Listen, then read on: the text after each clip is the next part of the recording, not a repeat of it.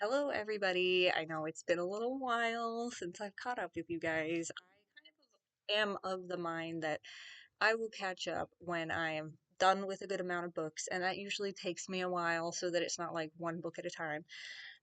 So I have a few things to bring you, but first we're going to start with the most important book, the good book, the Bible. I do Bible study every morning and I write down a few things, just some of my favorite verses and sometimes thoughts or prayers with it. But I'm just going to read you. I've been reading in John, and there's this part where Jesus prays over himself for what he's about to go through, in that he's about to be crucified for the sins of the world. So he says a prayer for himself that he will, be strong in the Lord and remember, just remember what he's doing and why. And then he prays over his disciples, and then he prays over believers in general, which is very exciting because that means, and of course we know that Jesus continues to pray over us even in heaven because he is our high priest. But he said this prayer over us, and you can, just take that for yourself. And I don't know why I just never really thought about that too much, and it just really impacted me that here I am reading a prayer that Jesus said over me thousands of years ago, which is crazy. So I'll read it to you real quick. It's John 17:24. And excuse me, I am a little sick, so I don't sound that great. Father, I want those you have given me to be where I am and to see my glory, the glory you have given me because you loved me before the creation of the world. And that's only a part of it. That was like my favorite part though, because it's just really beautiful. Like he says, I want those you have given me to be where I am. And if you are a believer in Christ Jesus, then you have been given to Jesus by the Father, because of course he knows who, there's that whole thing that God is omniscient, or he is omniscient, he is omnipresent, and he's omnipotent. So one of those means that he knows everything that's ever going to happen and all the decisions you're going to make. Now, it doesn't mean that you don't have free will, because you do. You have free will to make that decision to choose to love God or reject God. But he knows. He knows ultimately. And um, so Jesus is just beseeching the Lord that, he wants those he has given to him to be where he is. And I mean, how awesome is that? Like, I often get into these feelings that, like, I'm not good enough, or I'm not this enough, or I haven't done that enough, or I haven't been like this enough. Like, how could God want me? I have to do better. But that's not what it's about. That literally, I just finished reading a book that tells me that, that's not what it's about. It's just about trusting in Jesus for salvation. And of course, that love for Jesus leads to obedience of the laws that he has given. And because not only does it glorify him when we obey the laws, but also it it's good for us. It's very good for us. We can flourish in that environment and by following those laws. Um, so anyway, but my salvation is not contingent on the laws. My salvation is only contingent on the finished work of Jesus Christ. So I this verse really stuck out to me. Again, it's in the book of John, chapter 17, verse 24. So if you want to check that out yourself, you should. It's beautiful. And yeah, so that's kind of just how I wanted to start it. I think it's good to start with the Bible and just go there. So let's see. This month I have a few things. This is my birthday month, so I did get myself a couple of treats. Actually, I think one of them I didn't grab. That's fine. It's still on the shelf. I got myself another Freerin book, the third one. Freerin Beyond Journey's End is the full title. It is a manga book about, and I've talked about Freerin before, but it's a manga book about an elf who lives beyond her friends, essentially. I think there's only one that is still alive at this point. And it's kind of, she's on a journey where she wants to go to the farthest north, where I guess there is some sort of place where you can kind of meet the dead, like ghosts of the dead people. I get, there is in this world there is a heaven, but I guess this is like a kind of a I don't know, a meeting place that you can meet the dead. I don't know if it's real because it seems like it's more of a legend. Everyone seems to be talking about it more like it's a legend. So it might not be real, but there's going to be something there. But along the way, she's gathering friends, youngsters who have a lot of potential, and she is fighting demons because demons are the evil bad guys, which is great. I love that. And they truly are sinister and evil. So that's good. But because I think evil should be evil and demons are evil. So anyway, really great. The third book was fantastic. I wrote a review on Goodreads. You can check that out there. I also bought actually, I don't know. I think I bought that at a different time. Never mind. Maybe it was just for year, and I thought I bought a different book too. But I did on my birthday go out and buy two more books. Now I am doing my best to not overbuy. I say this, but I've already been to a library book sale and I bought three books for my birthday. I also received one book for my birthday, but receiving a book is different, so that's okay. But yeah, so but I am actually trying, and I have actually been getting rid of books. So I've been reading the reading the library books that I have, or the the books that I got at book sales. Because sometimes I let myself take a little bit more of a risk when it comes to a book sale when the books are like 50 cents or $1. I let myself take a little bit more of a risk, and I've gotten a couple of books that I don't like and that I DNF'd, and I have no shame DNFing books anymore. So I will go over those first, I guess. Actually, one of these I got for free from a little free library. Look at that. It kind of got eaten up somewhere. I bet you a dog got a hold of this, but it is Gregor the Overlander. Now, I actually checked it out on Libby and Libby, the app, which is a library app for audiobooks. Um, it had Gregor the Overlander on there, and I started to listen to it, and I didn't like it. I'm not gonna lie. I love Susan Collins, and maybe if I gave it a little more time, I would like it, but like initially, like within the first chapter, tarot cards were mentioned. Like his neighbor does tarot cards, and he was afraid to ask her questions because he was afraid of what she would find out or whatever with her tarot cards. And I'm just like, why did we have to do that? And then like there's like giant cockroaches or something. I don't know. It has no appeal to me. So I'm going to be getting rid of this book, probably sticking it back into another free library because it is real beat up. Um, but yeah, anyway, so that was a DNF for me, and now I can get rid of this because I don't keep books that I don't like. And the other one was I just got this at the library sale. Gail Forman's If I Stay. I think I got like 40%, maybe 50% through this. I actually don't know. This I also found on Libby because I was kind of like, I really want to get to this, but I don't have time to read. Um, so, because I have other books that I'm reading. Although I do prefer actually reading a book. Um, but I got to the point, so essentially this girl's been in a horrific accident. Her parents are dead. Her brother is somewhere. It's not really mentioned where Teddy ends up, but he's also hospitalized. But it's about her. She's having like an out of body experience where she's watching her own body as it's in the hospital, and she sees all of her family members coming and talking to her and stuff like that. And like initially it seemed fine. I was actually kind of interested because I think these kind of stories are interesting because it's very existential and like you can say a lot with stuff like that. But then I got to the point where her grandparents were like, well, she has to decide if she's going to stay or not. Like everyone keeps telling her to keep fighting, she can hear them obviously. And and then she's like, "Oh yeah, it's up to me. It's not up to the angels." I think was the first thing she mentioned because her grandmother was like big on like guardian angels. She's like, it's not up to the angels, and if God exists, it's not up to him, it's up to me.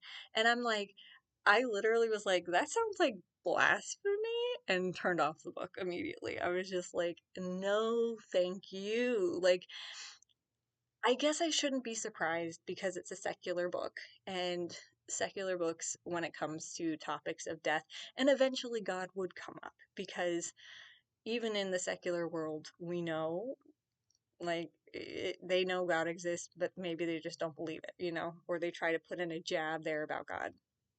And I'm just like, first of all, that's not, I know this is a fiction book, but that's not how death works. You would know. You would be before your creator upon dying. People do have near-death experiences, that are very strange sometimes. Some that seem like they could be someone meeting an angel or meeting God, but some of them not so much.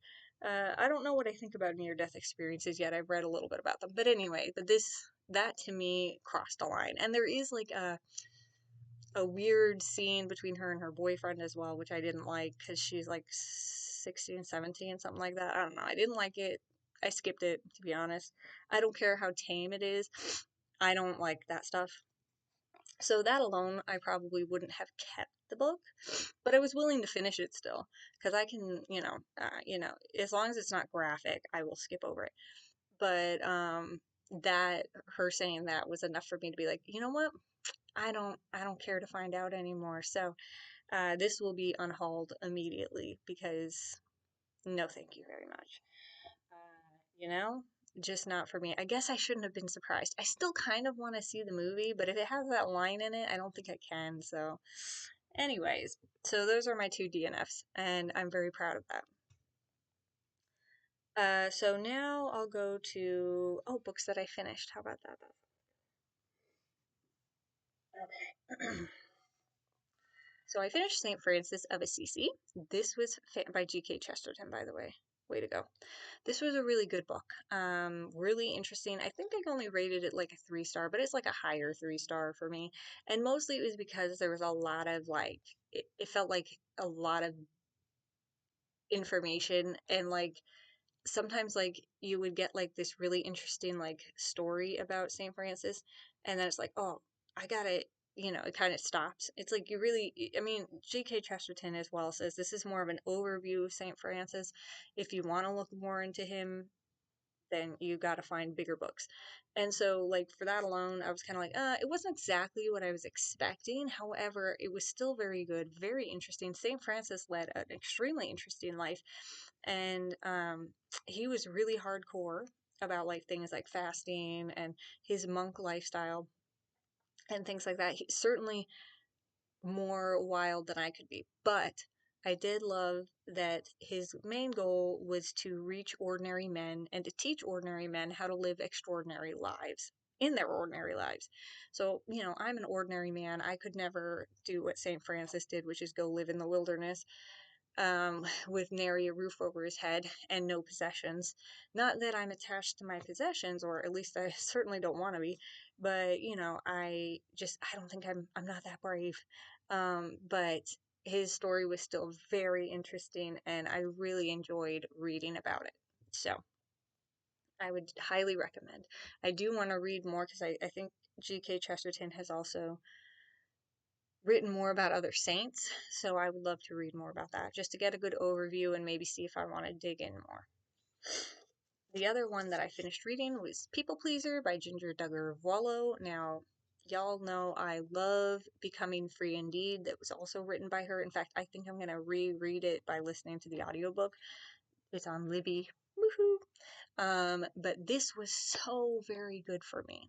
I have a people pleasing problem, and people pleasing upon like first glance you might think not such a bad thing, but it becomes a bad thing when you allow it to kind of rule your life, that you're more worried about what other people think about you, that you're not even like having a good time, or you're not serving out of a place of genuinely wanting to like serve or care for people, but you're now serving out of fear of abandonment, or you're serving out of like this begrudgingness that's like, oh, I have to do this or whatever.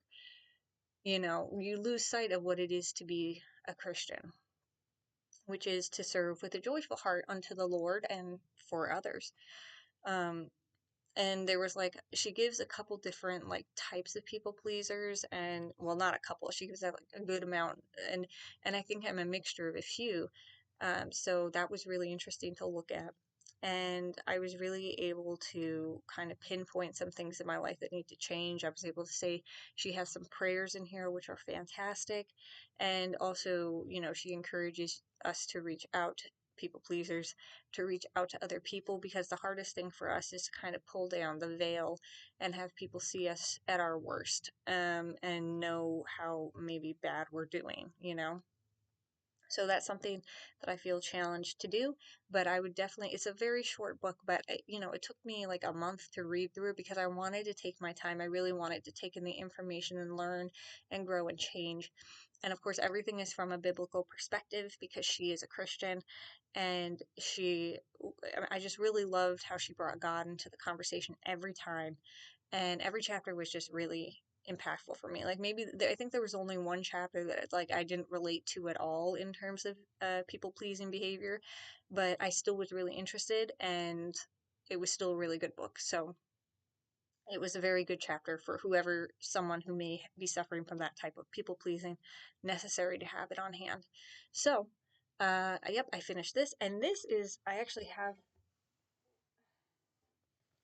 have my handy dandy notebook that has my 26 and 2026.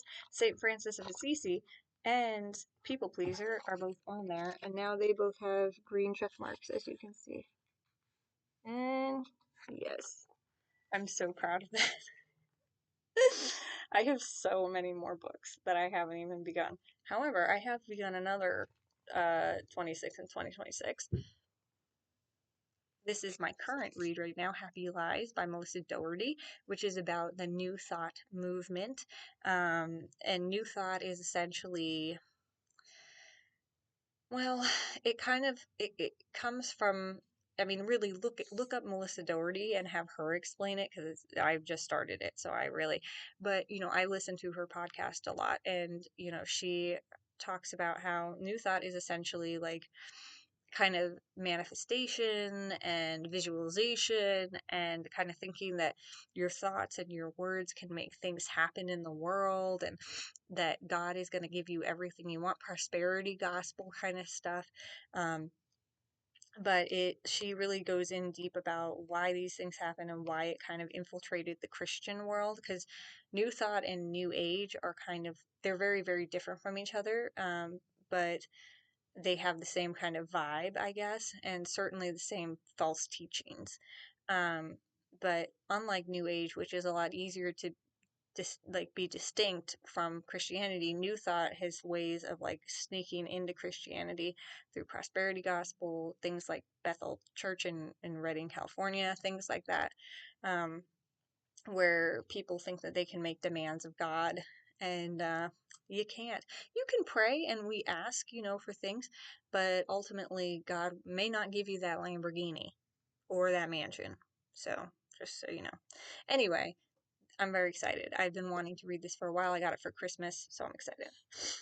Now, birthday books. Okay, so this was a gift from my mom. Uh, Favorite Father Brown stories by G.K. Chesterton. I love Father Brown. I love the show. I mostly watch the show. I've never gotten my hands on a book. Look how tiny this book is, though. But I am so excited to start. I started reading it. I did, but it's very dense, so I haven't gotten like super into it yet. But I am so excited because I really love Father Brown. I think he's a fantastic literary character. I think the show is amazing, and it gets me really emotional sometimes. Like, talk about just really interesting. A man of God, a priest of the Catholic Church who goes around solving crimes. It's so good. I'm so excited. Okay, and these were my own purchases. So I got C.S. Lewis's The Problem of Pain. Why Must We Suffer is all that it says on the back. I feel like truly the problem of pain has been a question that I've had for a little while, and not that like I understand, because obviously Jesus said that we will suffer in this world, and as he suffered in this world. Um, and so because we live in a fallen world, and because we have an enemy in the world, etc., etc. And sometimes God uses suffering to sanctify us. So, for sure. But I think that I just really want to understand more, because I think this is a topic that's really challenging to speak to non-Christians about, and to help them to understand why things happen. Um, and just for my own education and edification, like I just want to learn. So I've been reading a lot of books that have this. One of them being The Story of Reality by Greg Koukl. That was a really good book that talked a bit about suffering, though that was more of an overview of all of what Christianity believes, but certainly it talked about suffering. Um, and I have some other books too that are specific to that, but I'm really excited because I love C.S. Lewis. Love him. Another book that's really good that talks a bit about suffering, that was his own personal like suffering, was is A Grief Observed. I read that. That was really intense, but it was really good and I really enjoyed it. So I expect I will really enjoy this as well. And then this was kind of like a random purchase. I hope I hope I don't regret it because I do this to myself sometimes. But Christopher Paolini's Fractal Noise. Now this just sounds super duper fun. So July 25th, 2234. I don't know, 2000, I can't figure, what, 2230. The crew of the Atamura discovers the anomaly. On the seemingly uninhabited planet Talos 7, a circular pit 50 kilometers wide. It's a curve not of nature but design. Now a small team must land and journey on foot across the surface to learn who built the hole and why. But they all carry the burdens of lives carved out on disparate colonies in the cruel cold of space. For some, the mission the mission is the dream of a lifetime. For others, a risk not worth taking. And for one, it is a desperate attempt to find meaning in an uncaring universe. Each step they take toward the mysterious abyss is more punishing than the last, and the ghosts of their past follow. It's also, I guess this one is also, I have this on Libby right now. I guess it's part of the Fractal verse. This book is like 33 hours though. I actually almost picked it up, but it was like this big. And I was like, uh, I don't think I have time for that, but for free on Libby, sure, I'll give it a shot. But this is much more reasonable. But so I'm really on a kick for space, scary space. Okay. So like I don't do horror video games, or even I don't really want to do horror books or anything. I don't like horror. But I really do like, so back when I did enjoy horror video games, I liked Dead Space. I think Dead Space is a book too. But anyway, disgusting monsters is gross. But like to me, the concept of like going out going out to rescue a ship that has gone silent, and then finding that everybody's dead on the ship, and like trying to fight your way through alien monsters, like that's just it. I Space has so much potential to be terrifying. I think space should only be terrifying because space is terrifying. I don't think we're supposed to be out there, you know what I mean? I don't think so. But so any kind of like, I guess it's horror. Thriller, I think more is what I prefer. I don't want to go horror with it. But this feels like it's going to be a thriller with like a lot of baggage, and like I'm interested in that. And I like Christopher Paolini. I do. I read his Aragon books, at least one of them. I don't know if I read past Aragon. I may have started Eldest, but I don't think I did. Anyway, I liked it. Okay. But this just, I have really been wanting to read Scary Space. Okay. And this felt like Scary Space. It also felt like, and I read this one, I think I listened to it, I didn't read it, but I had an audiobook for Annihilation. I don't remember the author's name. I'm sorry. But they made a movie of it at some point. I never watched it. But essentially, Annihilation was more of was it space? No, I don't think it was space. It was definitely weird, but it was more like there was like this overgrowth that was dangerous, and they went into this place to try to find a lost group of explorers, and they have to gear up to do so. But eventually they like there's this whole sequence where they're trying to go down into this like pit that seems like it's man-made, I think. And they end up finding like spores, and the spores end up screwing with them. Well, like you think they do, but you don't really know. Like because you're in the head of the main character, like you're like, is she losing her mind? or is this like is stuff happening? So like it's one of those. It was really good. That was a thriller to me. Like I really enjoyed it. I don't think it was horrifying, but like weird stuff happens, and that's kind of what I'm hoping from Fractal Noise. And I could be wrong. I could be wrong, but it's okay if I'm wrong. It still sounds like it'll be fun. But I like, if I'm gonna have a thriller, honestly, I would rather it be in space, because space being the bad guy is like understandable to me, and like less terrifying than, like, I don't know, like a murder mystery. I know I have Father Brown, and I like to watch some murder uh, mystery shows like Columbo, or like Psych, Monk, obviously Father Brown. Those are fun to me. But I don't, reading it, less fun. Like less fun for me. But space, being the bad guy, haunting people with weird, because the thing is, in space, like, just imagine you get a little, like, there's a lot of creativity with fiction happening in space, because even though, like, there are general rules for space, like, you can make up your rules for space, especially when we're like going like Star Wars level, like there's colonies out in space and whatnot. Like, you can kind of goof around with space a little bit. And so, like, you can make people go crazy in space. You can do a lot. Okay.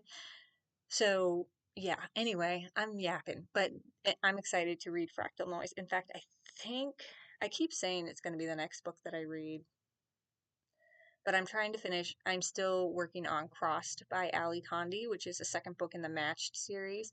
I really like the first book. I do like Crossed, but it does, I'm like 75% of the way through, I think.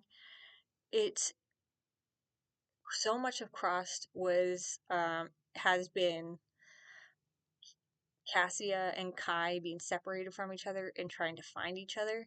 And then they do, by circumstances that seem very random, but like whatever, they find each other, which is great. But now they're trying to find, well, now they both have different objectives. Kai wants to just get away from danger, and Cassia wants to find the Rising, which is like the rebellion against the society. But Kai has experienced, his father was involved with the Rising and wanted to be the next pilot of the Rising. So the pilot is like the leader of the Rising. Um, and his whole family and his whole town got destroyed because they were part of the Rising. So he is anti-Rising, and he's kind of willing to do anything to like avoid it. But Cassie is like running headlong towards that, and he doesn't seem to, he's not like outwardly objecting to what she's doing, but clearly he doesn't like it. And I'm just kind of like, why don't you just tell her? I mean, I guess he has kind of told her, like, she knows his past, at least to an extent. I don't know if she knows all of what happened to her family happened, but I feel like she should be able to connect the dots. Um,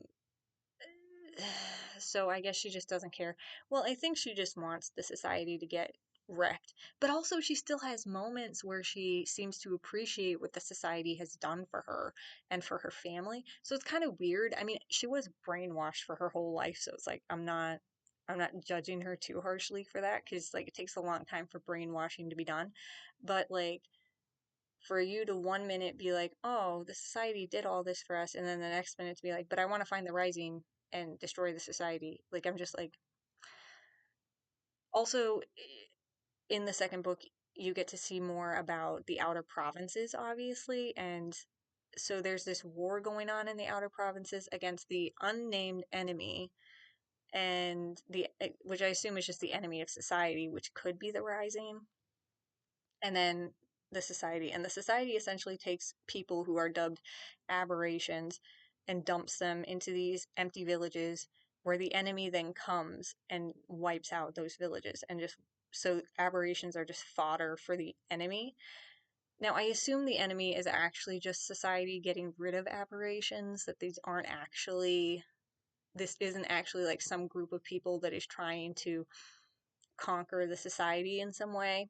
And the only way they can defend against that is by sticking children who are considered aberrations out in empty villages that have already been like wiped out. Like it's so confusing. Like I don't fully understand why anyone is buying that the society has some sort of enemy that has no problem with destroying aberrations, or I guess they wouldn't know that, but they have no problem just wiping out these villages over and over and over again and not question why. Like I'm just like it doesn't make sense. So I assume it's all the society just cleaning up their problems. Um, but for some reason, nobody's connecting those dots. So that's fine. I'll connect them myself. I have no problem with that. But so that's it. I haven't finished it yet. I will soon, and then I will I don't know, read the last one, which is called Reached. Yeah, so I guess that's it. Also, just as a side note, I don't have the book with me. It's like way across the room at the moment. Um, but I did finish. Well, should I grab it? All right, let me grab it. All right. So I did finish The Age of the Astani. So this is a prequel to my current trilogy that is out, the Project series or the Chronicles of Inverus. This is the first book in the dawn of Inverus. There's going to be maybe two books, but this is now out and available for purchase on Amazon. I will link it below if you are interested at all. It's about, well, this one's actually a little bit less. I think by the time I finished the final copy, it was a little bit over 400 pages, which is, that's pretty normal for me, to be honest with you. But I really enjoyed writing this. It's been a joy. I think the second book I'm a little more excited for. This is only a duology, so it's not a huge commitment. Um, but this one is much more, whereas the Chronicles of Invaris is more sci-fi fantasy. This is much more just romantasy fantasy. Specifically the first book. The second book does have romance, but I wouldn't consider it a romantasy. This book mostly follows Princess Catania, who is the princess of the Astani Kingdom. Um, it follows the first royal family of the Astani who were placed on the earth, and they are kind of, well, they're running their kingdom. So there's an Astani kingdom and an Arzenzi kingdom, and they both get along at this time. Um, and it kind of just goes through Catania's life, her romance, and her family life, which is pretty out of control, she ends up finding out, and just kind of dealing with a lot. She's dealing with a lot. I don't really want to go fully into it, but there is a lot of family strife, and you see that very early on, but it only grows as time goes on. And on the outside, they look really put together, but on the inside, they're pretty much crumbling. And then, of course, there's her romance. I think it's mentioned on the back, so it's not really a spoiler. But she has a romance with Prince Koyos, who is the only Narzenzi prince.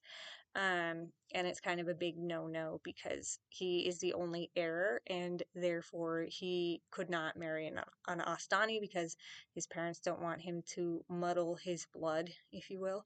And the Astani have many heirs, so Catania feels a little bit like it wouldn't matter what happened to her or like who she decided to marry, but she recognizes that she can't have Koyos, but she wants Koyos. And anyway, so there's drama in the romance department and in the family department, and there's evil witches and, um, you know, just miscommunications, not necessarily between the couple, but just people in general. Um, there's a lot of drama. It's full of drama, but it's really fun, and I think it has a lot of heart. Um, well, anyway, I don't know. I really enjoyed writing it. I know I'm not really like a I am not an expert by any means. I'm still learning, still growing in my art, but I'm going to keep trying. So we'll see what happens. Anyway, just a small plug if anybody is interested. But those are the books that I've read. Those are the books I DNF'd, and those are the books that I bought for my birthday. So if you stayed all this time, thank you so much. Let me know what books that you have been interested in, books that maybe you have recently purchased, or maybe you've heard about Fractal Noise, good, bad, the ugly. I don't know. You can let me know. Is there a book that you picked up one time and you thought, well, this seems interesting, and then it was blasphemy? I don't know. um, anyway, so whatever you've been reading, let me know below. I love new recommendations and I love to hear about what people are reading. So, and I'll leave that there. So just remember that I love you, but Jesus loves you way more. Remember, he's praying for you, and have a really good day. And tomorrow is the beginning of Lent, which is, of course, the time that is like a time kind of well, prayer and fasting. Usually it's not, that you pick something to fast. I will probably be fasting like social media, YouTube, things like that, because I just want to get rid of some distractions so that I can really be focused on, this time, these 40 days before Easter or Resurrection Sunday. So what I hope that you also participate in that, and whatever you surrender to the Lord for that time, I know He will bless you for it. And I pray that it allows you to have more time and more focus on the Lord and the importance of what He did for us, giving Him all the gratitude. So, all right, I'm going to leave that there. Have a great day, guys. I'll see you soon. Bye.